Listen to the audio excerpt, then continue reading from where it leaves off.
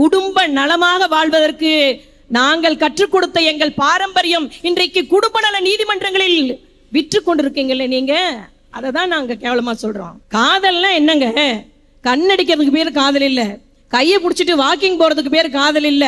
இளமையிலே காதல் வரும், எதுவரையில் கூட வரும், முழுமை பெற்ற காதல் எல்லாம் முதுமை வரை ஓடி வரும்.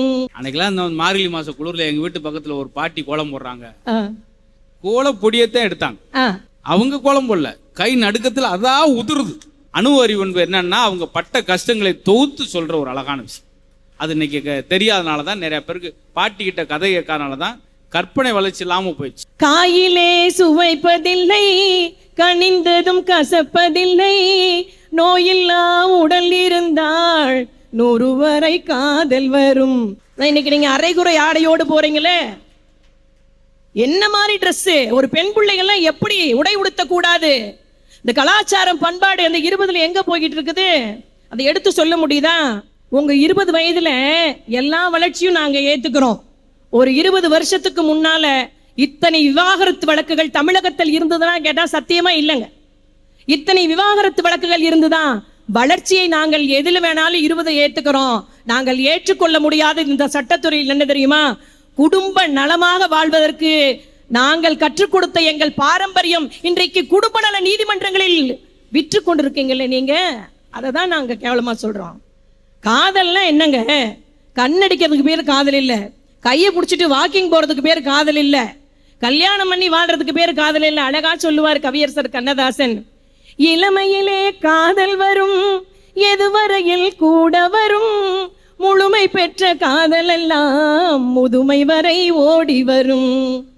இளமையிலே காதல் வரும், எதுவரையில் கூட வரும், முழுமை பெற்ற காதல் எல்லாம் முதுமை வரை ஓடி வரும். அதுதாங்க 60. முதுமையில் நடந்து வர்றதே பெரிய விஷயம், இங்கிட்டு ஓடி வர போறான்.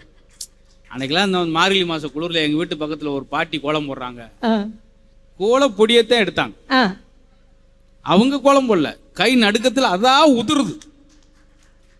கடைசியில் பார்த்தா மாநகராட்சியில் பிளீச்சிங் பவுடர் போட்டு போயிருக்காங்க உள்ள நினைச்சு வீட்டுக்காரர் பார்த்துக்கிட்டு இருப்பான்.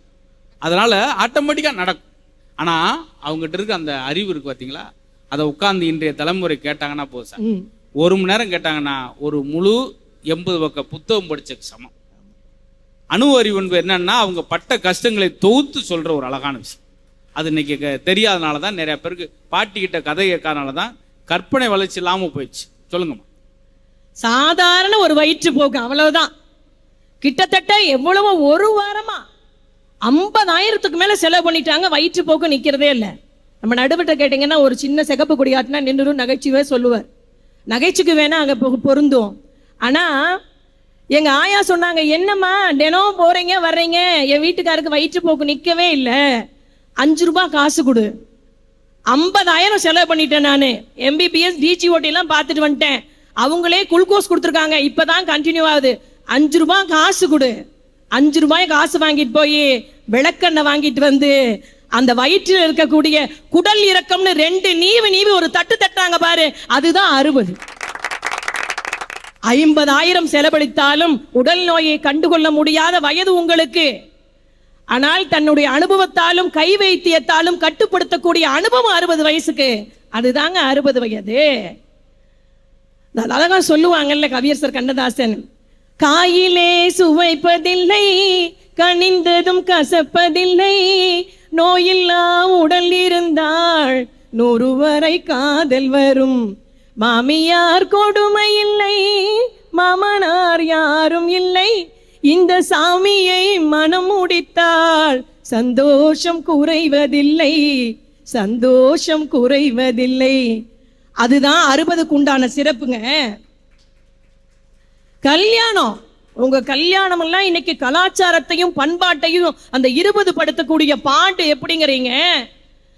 சாதாரண ஒரு பொம்மை கிராமங்கள்ல இன்னைக்கும் எங்க கொங்கு மண்டலத்துல, ஈரோட்டுல, இந்த பல்லடத்துல, காங்கேயத்துல இப்பதாங்க வெகுவகையா ரிமோட் கண்ட்ரோல் பொம்மை வந்துருச்சு. அப்பெல்லாம் சாதாரண ஒரு மரப்பாச்சி பொம்மை தான் கொடுப்பாங்க. அதுவும் பெண் பொம்மையாக இருந்தால் எங்க அம்மா பாட்டி என்ன பண்ணுவாங்க தெரியுமா? கிழிஞ்ச துணி எடுத்து அதுக்கு மாராப்பு கட்டி அந்த மரப்பாச்சி பொம்மைக்கு கூட மானம் காத்த சமுதாயம் நம்முடைய தமிழ் சமுதாயம். இன்னைக்கு நீங்க அரைகுறை ஆடையோடு போறீங்களே, என்ன மாதிரி Dress? ஒரு பெண் பிள்ளைகள்லாம் எப்படி உடை உடுத்த கூடாது? இந்த கலாச்சாரம் பண்பாடு அந்த 20ல எங்க போய்கிட்டு இருக்குது? அதை எடுத்து சொல்ல முடியுதா? ஒண்ணுமே இல்லை. இந்த பசங்க இந்த சிகை அலங்காரங்கிறது தன் ஒழுக்கத்துக்காக சிகை அலங்காரம். இன்னைக்கு எத்தனை பள்ளிகள்ல பாருங்க, தலைமை ஆசிரியர் கட்டிங் பண்ணிட்டு உட்காந்துருக்காயா? காலங்காத்தால வாத்தியார் கட்டிங் பண்ணி விடுறான். இப்படி முடி வச்சிருக்கியா அவனுக்கு கட்டிங். வாத்தியார் வேலைக்கு வந்துட்டு அவர் பண்ணக்கூடிய வேலை என்ன? இந்த இங்க 2 கோடு, இந்த இங்க 2 கோடு, அப்படி பைபாஸ். 1,000 ரூபாய் சம்பாதிக்க முடியாத பகனுக்கு 1,50,000 ரூபாய்க்கு வண்டி வாங்கி கொடுத்து மகிழ்ச்சி படுறீங்களே, அவன் என்ன பண்றான்? இந்த வந்துட்டேன் 100ல முறுக்கு மாப்பிள, 120ல போ மாப்பிள அப்படின்னு போய் 108ல வந்துடுறானே.